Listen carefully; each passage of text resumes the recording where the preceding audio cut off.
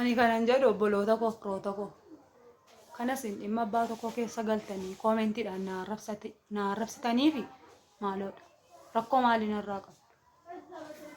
Anaaf isin wanti walitti nu buusu maaltu jira? Karaa isin na arrabsitanii mana keessan ittiin galamoo kan keessaniin nyaadhamoo kan keessaniin dhugamoo jireenya isintu na jiraachisa moo isa kamiin isin na arrabsitan? Dhimma abbaa qabuuf inni isin na arrabsitan. Dhugaasaa hoon beektanii dhugaan eessatti akka maqe isheen natti balleesse ta'ee natti itti balleesse ta'ee dhugaasaa waan beektan hin qabdanii inni isin karaa na arrabsitaniifi maaloodha. Meena irraa gattaa meena na arrabsinaa dhiisa. Maaliif yoo jettanii karaa hundumtu miriix maal menxeqeresh miriixitti jettu takka. Maalni miriixe ta'uu koo maalitti beektu? Qoshasha ta'uu koo maalitti beektu? Qoshashaa akkan ta'e miriixe akkan ta'e warra koo duuttiidha kan beeku. Miriixees miti qoshashaas miti. Qoshashaanis moo qoshashaa namaan jedhuudha malee an qoshashaa miti. Dhugaa waaqayyoo tan qoshashaas miti. Miriixees miti garuu namni tokko gaafa nama tuqu akkam yoo siiresi taateyyuu namni gaafa si tuqu ofirratti hin dhiistu atiyyuu. San amma na arrabsitu kana warra mana arrabsaa jirtan kuni utuu namni isin tuqee ofirratti hin dhiistan. Namni kamiyyuu ofirratti nama hin dhiisu. Isheen na tuqxee naanin isayyuu immoo balleessa situ balleessa naan jettu. Dhugaasaa garuu hin beektan. Dhugaasaa waaqa duwwaadha kan beeku. Keessa koos waaqa duwwaadha kan argu. Ani kan inni mucaa dubbisuun jedhee edhees dubbadheera dheengaddes dubbadheera.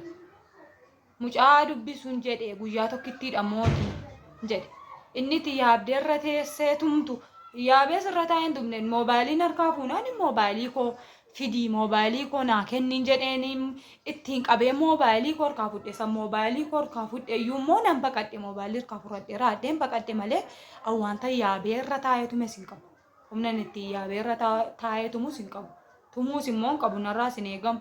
Dhiisii jedheeraan immoo dhiisii natti hin bu'inii dhiisii moobaayilii sittiin kennu dhiisii jedheeraan. Diddee dhuftee asitti na gotattee naan qabdee utuun ittiin qabu moobaayiliin harkaa fuutee naaniin moobaayilii koo ittiin qabee harkaa fudhadhe. Moobaayilii koo san harkaa fudhadhee raawwadhe asitti kuftee asitti moobaayilii koo harkaa fuudhee raadheen akkas baqadhe. Malee wanta irra taa'ee tumes hin qabu.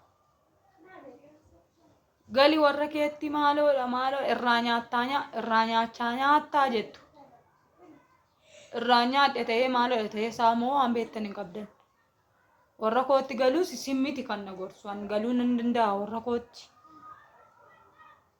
Isa kanaafi mee dhimma abbaa qabu keessa galtanii nan arrabsinaa mee. Mee qilleensaaf nan kennina. Arraba keessan narraa qabadhaa yoo hin dandeessu ta'e. Hin dandeessu taanaan arraba keessan narraa qabadhaa.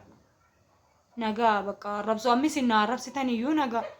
Irra deebi'ee meesajii isin koomentii isin ittiin na arrabsitan isinii hin deebisne maaliif beektu gatii koo kan naa baasu waaqayyoodha waan ta'eef ani isin arrabsu mee nan arrabsinaa isin ga'aati dhiisaa nan arrabsinaa maal warra akka na arrabsitan kun dhalan qabdanii obbolaan qabdanii obboleessan qabdanii obboleettiin qabdanii maal arraba billaa qaramaa kana inni isin namatti gadhiiftan maal isiniin jedha waaqayyo fuula waaqayyo maal keettu booddee immoo utuu dhugaa tokko hin beekin utuu lafa dhugaan itti maqee hin beekin natti itti balleessee fiseesitti balleessee isaa utuu hin beekin yeroo akkeetti na arrabsitan isinitti dhaga'amu maal isiniin jedha waaqayyo. Kanaafi isin ga'ame arraba keessan narraa qabadhaa yoo hin dandeessu ta'e.